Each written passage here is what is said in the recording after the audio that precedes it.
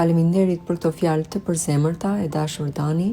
Në fakt, ne mësojmë gjithë jetën dhe kjo na bën të pasur në shpirt. Më gëzon që ke mësuar diçka nga unë, vazhdoj gjithmonë me pasion dhe besim në veten tënde. Po të përshëndes me këtë recet, për sot kemi përgatitur supë me gështenja, që ne e preferojmë shumë sidomos në këtë sezon. Fillimisht, pjekim gështenjat, rreth 500 gram gështenja, i pastrojmë nga lëkura dhe më pas vazhdojmë me përbërësit e tjerë sipas radhës që i shikoni dhe në video.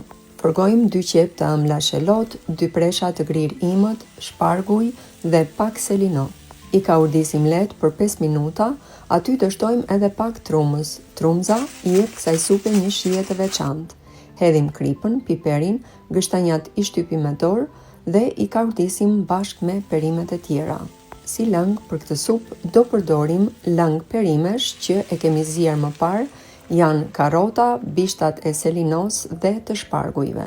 Mund t'i shtoni dhe pak karrotë të shtypur në rast se e preferoni dhe pasi të ketë zier, do ta hedhim në një mikser. Në rast se nuk keni mikser, nuk është e thënë që supën ta bluani në këtë mënyrë. Mund ta konsumoni edhe ashtu siç është. Mua në fakt ma preferojnë fëmijë të bluar dhe për këtë arsye e vendos në mikser.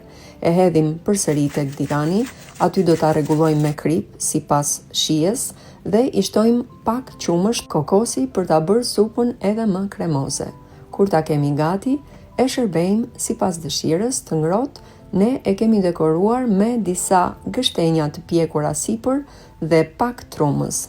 Uroj dhe shpresoj që dhe kjo recetë të pëlqej. Të përshëndes dhe përqafoj fort.